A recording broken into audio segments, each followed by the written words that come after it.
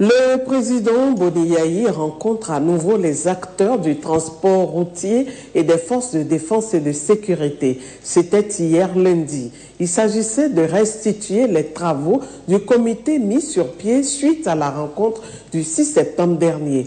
Le dit comité devrait introduire une réforme en élaborant de nouveaux textes réglementaires devant régir la facilitation du transport routier au Bénin. Compte rendu, Édouard Dédébé. Le comité a travaillé sans désemparer et la principale réforme retenue a été l'institution d'un macaron de facilitation des transports routiers en République du Bénin.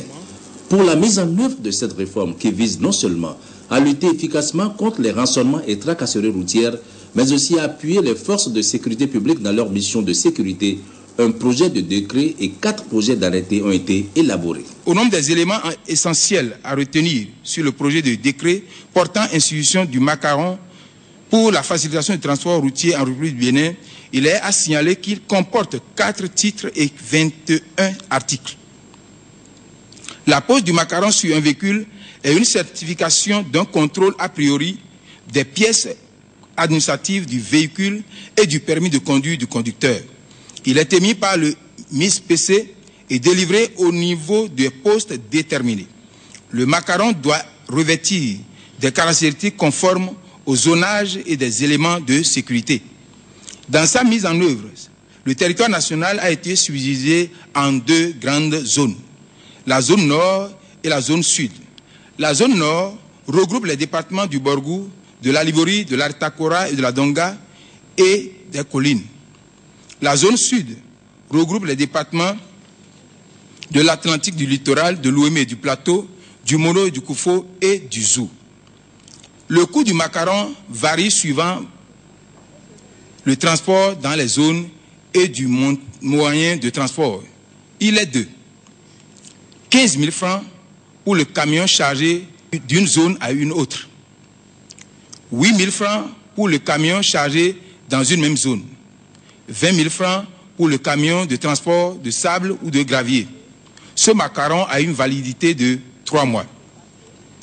Le coût du macaron est de 5 000 francs pour les camions circulant à vide d'une zone à une autre.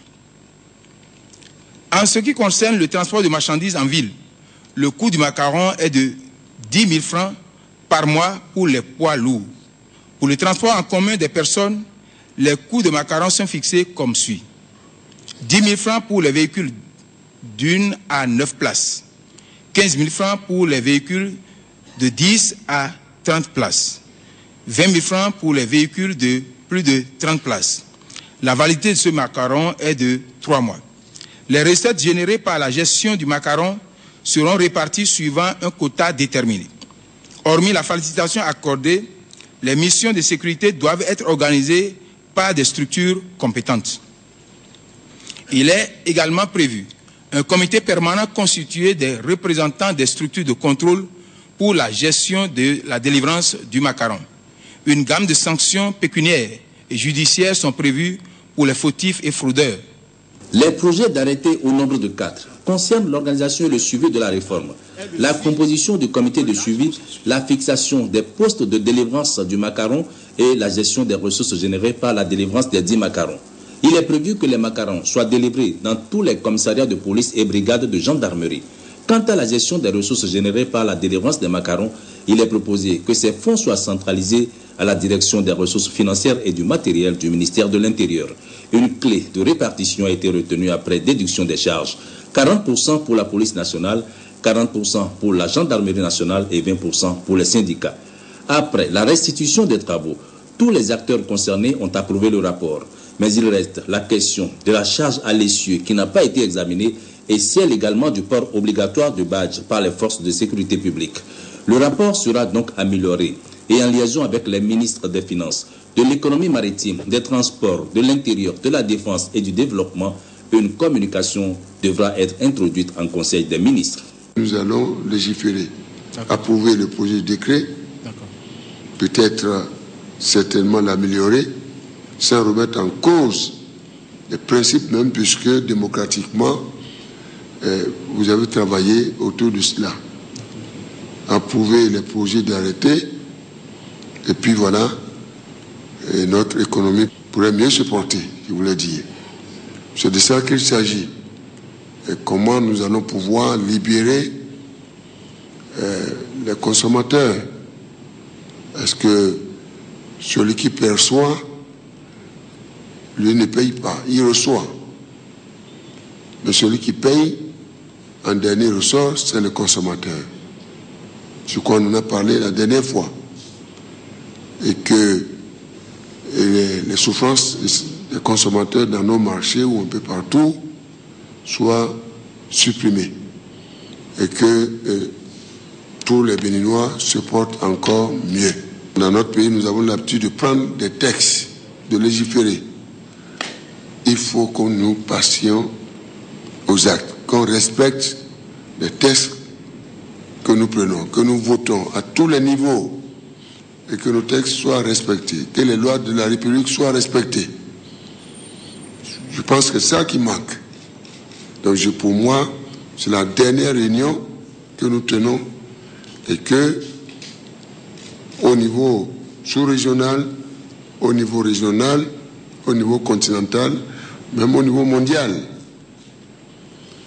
que cette question ne revienne plus dans le dialogue que nous menons avec nos partenaires. Et que les gens se disent, franchement parlant, on a réglé cette question dans notre pays. Et qu'on ne soit plus interpellé. Voilà, puisque ça fait partie des réformes fondamentales, n'est-ce pas, que nous avons mises en place dans le cadre de la construction de marchés communs au sein, non seulement au sein de l'UEMOA, mais encore au sein de la CEDEAO. C'est si important. Nous tenons à notre liberté ou à nos libertés. La liberté de circulation des personnes, des biens, des services et des capitaux. Nous y tenons. Nous tenons à la sécurité de tous les citoyens et nous tenons à notre démocratie. Je pense que chacun doit jouer sa partition pour le bonheur de notre pays. D'autres questions étaient également examinées au cours de la rencontre. Il s'agit du stationnement anarchique des gros porteurs dans la ville de Cotonou et ses environs. Si le directeur général de la police nationale a reconnu un relâchement au niveau de ses agents, il a déploré aussi l'indiscipline permanente des transporteurs. Philippe Ndénion a promis sévir pour que cessent les stationnements anarchiques. Indiscipline mais aussi incivisme. Le ministre de l'Intérieur a profité de la présence des responsables des transporteurs pour évoquer la destruction des infrastructures publiques par les gros porteurs. Pour le président Boniayi, des sanctions doivent être prononcées ici aussi. Il faut mettre fin à l'impunité. S'il y a impunité, il ne peut y avoir que l'anarchie et le désordre. C'est plus simple. Alors, chacun à son niveau doit pouvoir accomplir sa mission vis-à-vis de la République. C'est des fonds publics qu'on utilise pour construire ces ouvrages. N'est-ce pas?